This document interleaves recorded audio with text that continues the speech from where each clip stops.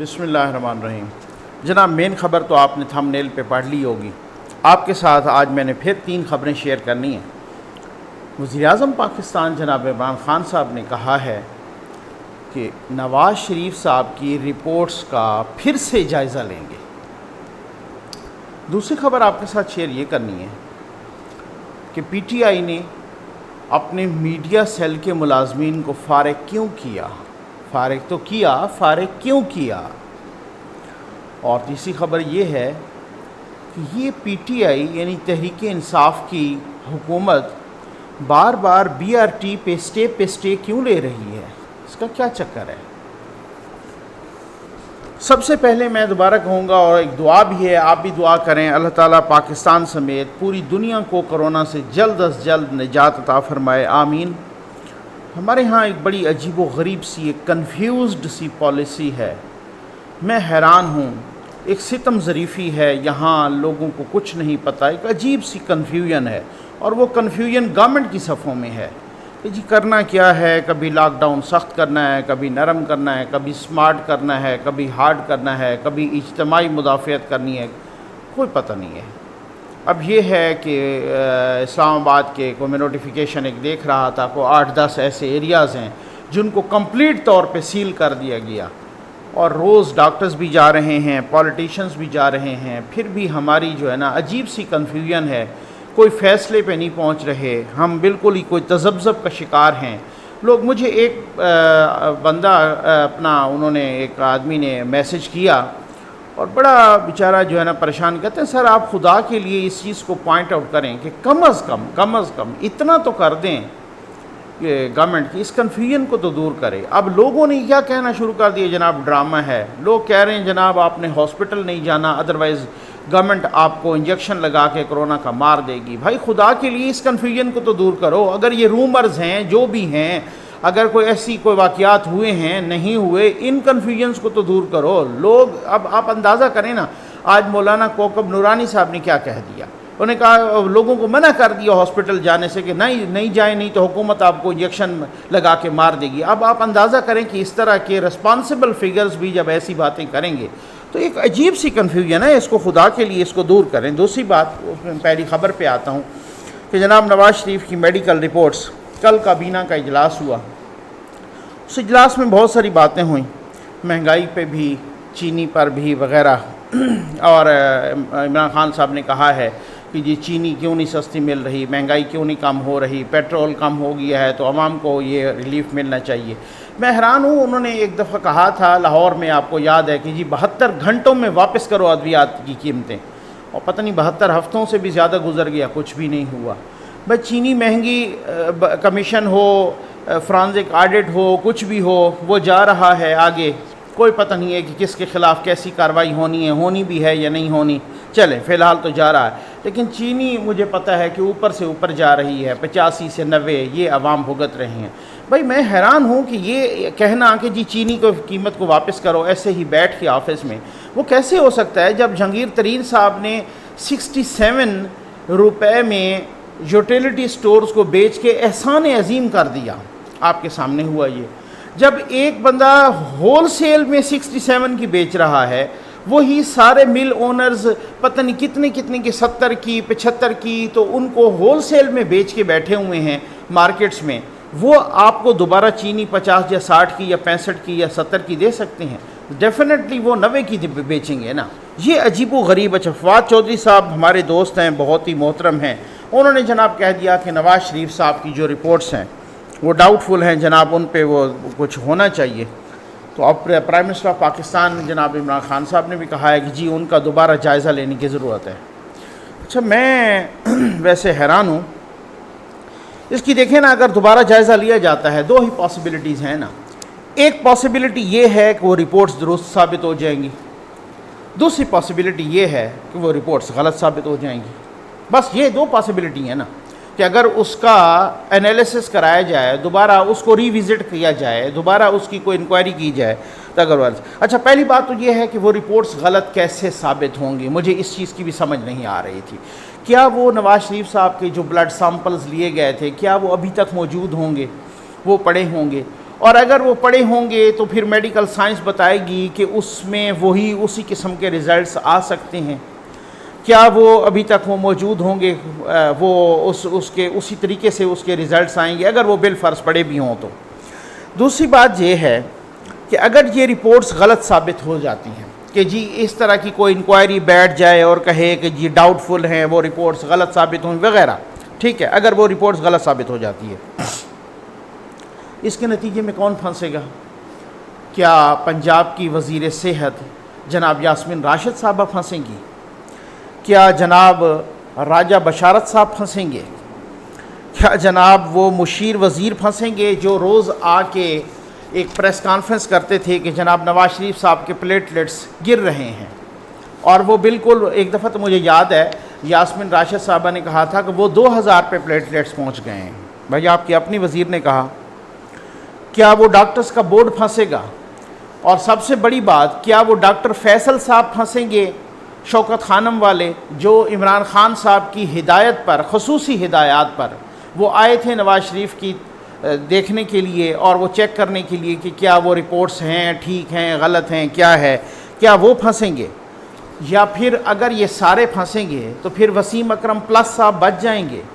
مطلب میں حیران ہوں کہ آپ کی اپنی گورنمنٹ نے باہر بھیجا، اب آپ دوبارہ رپورٹس کدھر سے آئیں؟ پنجاب حکومت کی گورنمنٹ کی لیبارٹریز سے. بورڈ کس نے بنایا؟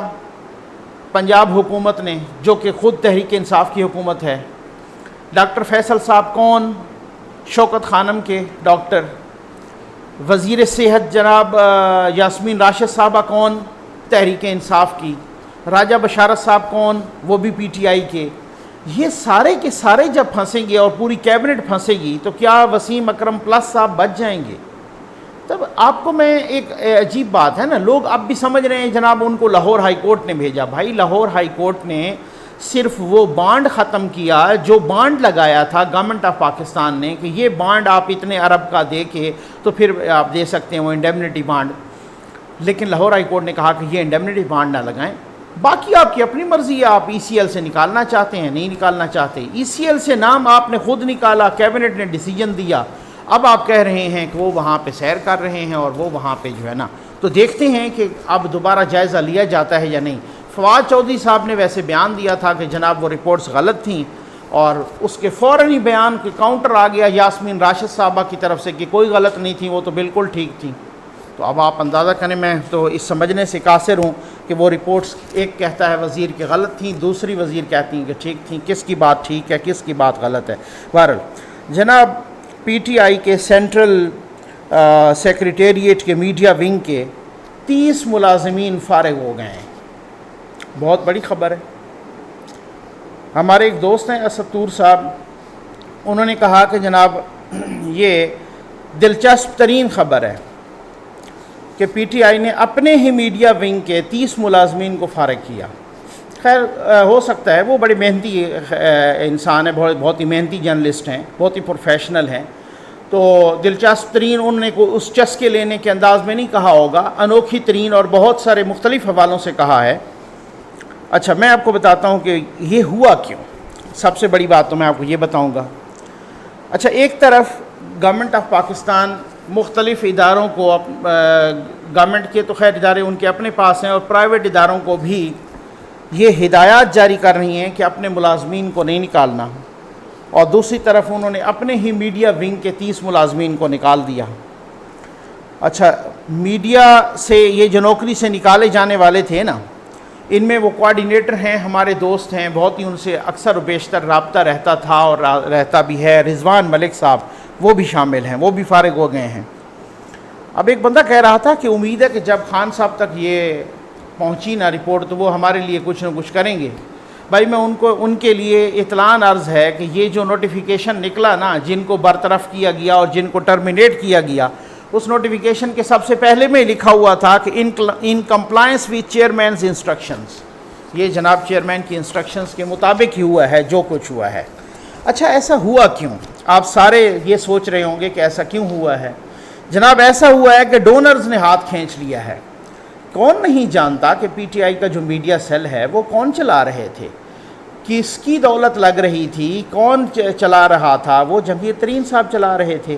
اب جیسے ہی جہانگیر ترین صاحب سائٹ پہ ہوئے ہیں تو وہ ملازمین جو بیچارے سالہ سال سے پارٹی کے لیے کام کر رہے تھے، یہ وہی لوگ تھے جنہوں نے دن رات محنت کر کے دوسروں کو یہ یقین دلانے کی کوشش کی کہ جب آئے گا کپتان بنے گا نیا پاکستان۔ جی ہاں، یہ وہی ملازمین تھے جناب کہ جنہوں نے یہ کوشش کی یقین دلانے کی کہ جب تحریک انصاف کی حکومت آئے گی تو 50 لاکھ نوکریاں ملیں گی۔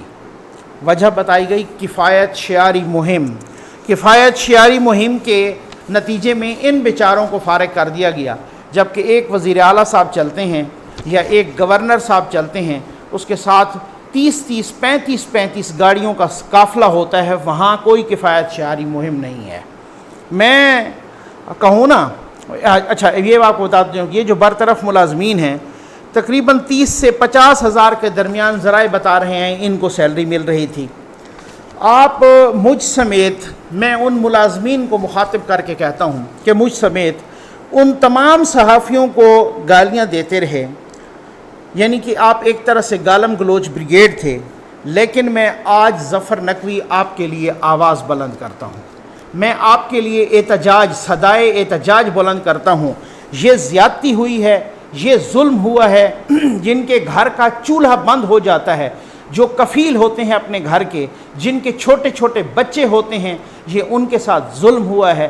میں کہتا ہوں خدا را کہ گورنمنٹ آف پاکستان یا تحریک انصاف بطور پارٹی اس فیصلے کو ری وزٹ کرے، ان کے بچوں کا رزق بند نہ کرے، ان کا چولہا ٹھنڈا نہ کرے، کسی کی آہ لگ جائے گی۔ میں حیران ہوں، آپ یقین کیجئے، جنہوں نے دوسروں کو نوکریاں دینے کا، 50 لاکھ نوکریاں دینے کا وعدہ کیا، کیا ہے کہ انہوں نے اپنے ہی میڈیا سیل کے ملازمین کے چولہے ٹھنڈے کر دیے۔ یہ انتہائی افسوس کا مقام ہے۔ تیسری بات میں بتاؤں جناب آپ کو کہ یہ بی آر ٹی کچھ عرصہ پہلے، آپ کو معلوم ہے نا، اکثر و بیشتر میں وہی لطیفہ بار بار سناتا رہتا ہوں کہ لوگ کہتے ہیں کہ یار یہ قیامت پہلے آئے گی یا بی آر ٹی پہلے بنے گی۔ وہ بی آر ٹی جو آج سے پہلے تو یہ ہوا نا کہ جنگلہ بس ہم نہیں کہیں گے، خان صاحب جناب مطلب محترم عمران خان صاحب یہ بھی کہتے رہے کہ یہ کیا کہ بسیں اوپر سے چلیں، وہ بہت ساری لمبی چوڑی باتیں ہیں۔ تو انہوں نے ہاسپٹلز اور وہ نہیں بنائے تو جنگلہ بس بنائی ہیں، اور پھر وہ جنگلہ بس خود بنانی پڑ گئی۔ اچھا پھر چلیں بنائی بھی صحیح تو 3 سال پہلے غالباً اکتوبر 2017 میں ان کا افتتاح ہوا، اور پھر یہ کہا گیا کہ 6 مہینے میں کمپلیٹ کیا جائے گا۔ راؤنڈ اباؤٹ کوئی 40-45 ارب یا کوئی 49 ارب کے لگ بھگ اس کا افتتاح کے وقت اس کا تخمینہ بتایا گیا۔ اب وہ تو خود کہہ رہے ہیں کہ 70 ارب کو تو خود کراس کر چکی ہے نا، لیکن ذرائع بتا رہے ہیں اور خود اپوزیشن والے وہ کہہ رہے ہیں کہ ہم چیلنج کرتے ہیں یہ 1 کھرب کو کراس کر چکی ہے۔ اچھا اس میں کیا خامیاں اور کیا مسائل اور وہ سارا کچھ جو آیا، خود جو بہت ساری رپورٹس بھی آئیں اس میں کرپشن کی بھی اور بہت ساری چیزیں۔ اب ایک پشاور ہائی کورٹ نے فیصلہ دیا، اور پشاور ہائی کورٹ نے ایف آئی اے کو یہ آرڈر کیا کہ انکوائری کرو، آڈٹ کرو اس میں کرپشن ہوئی ہے یا نہیں ہوئی۔ جا کے جناب پی ٹی آئی کی گورنمنٹ نے سپریم کورٹ سے اس پشاور ہائی کورٹ کے آرڈر کے خلاف سٹے لے لیا۔ اس کی آج بھی ایک ہیئرنگ تھی اس سٹے کی، مزید سٹے تھوڑا آگے تو چلا گیا، لیکن یہ ہے کہ چیف اپنا عمر تا بندیال صاحب کی سربراہی میں جو 3 رکنی بینچ بنا، جناب اس بینچ نے بہت سارے سیریس کوسچنز بھی اٹھا دیے کہ جناب کہ یہ کیا ہے کہ آپ اس طریقے سے مطلب بار بار سٹے، انہوں نے کہا کہ اس کی شفافیت کے بارے میں سارا جانچیں گے۔ میں حیران ہوں کہ خان صاحب جب پرائم منسٹر نہیں تھے یا وہ اپوزیشن میں تھے تو وہ ان کے ساٹس موجود ہیں، آپ سن سکتے ہیں کہ بھائی مسلم لیگ نون والوں کو، اوے نواز شریف یہ کیا سٹے کے پیچھے چھپ رہے ہو، اوے فلانا یہ کیا تم سٹے کے پیچھے چھپ رہے ہو، اگر تمہارے ہاتھ صاف ہیں تو سامنے آؤ، ڈٹ کے مقابلہ کرو۔ اس کے بعد یہ بھی کہا گیا، کس نے نہیں سنا کہ اس وقت کے پرائم منسٹر کو یہ کہا گیا کہ آپ آؤ، سامنے آؤ، استعفیٰ دو، باہر جاؤ، انکوائری کراؤ، انکوائری میں اگر تم سچے ثابت ہو جاتے ہو دوبارہ سنبھال لو۔ بڑی لاجیکل بات محسوس ہو رہی تھی اس وقت ہمیں بھی کہ جی واقعی یہ تو بڑی ان ڈیموکریسیز کی بات ہے کہ جو اب اس کے بعد تو وہ ساری چیزیں ہی دفن ہو گئیں نا۔ کہ کدھر انکوائری، کدھر استعفے، کدھر کوئی سزا، وہ تو سارا کچھ ڈائلیوٹ ہو گیا نا، ٹھیک. لیکن میں بات یہ ہے کہ اگر اس میں کوئی گڑبڑ نہیں ہے، سارا کچھ صاف شفاف ہے، بی آر ٹی بالکل صاف شفاف طریقے سے بنی ہے، انکوائری ایف آئی اے نے کرنی ہے، تو پھر ڈر کاہے کا؟ پھر انکوائری کرنے دیجئے جناب، پھر سٹے کیوں لے رہے ہیں؟ پھر ایف آئی اے کو انکوائری کرنے دیجئے. اگر وہ سارا کچھ صاف شفاف ہوا ہوگا تو دودھ کا دودھ، پانی کا پانی سب کے سامنے آ جائے گا. تو یہ نہ ہو نا، پھر وہی بات ہے، دوست کہتے ہیں میں ہمیشہ ہی، پھر مجھے معذرت کے ساتھ شاعر سے روزانہ ہی معذرت کرنا پڑتی ہے. جیسے منیر نیازی صاحب نے کہا تھا کہ ایک اور دریا کا سامنا تھا منیر مجھ کو، میں ایک دریا کے پار اترا تو میں نے دیکھا. یہاں بھی وہی صورتحال ہے کہ ایک اور سٹے کا سامنا تھا منیر مجھ کو، میں ایک سٹے کے پار اترا تو میں نے دیکھا. آپ کا بہت بہت شکریہ.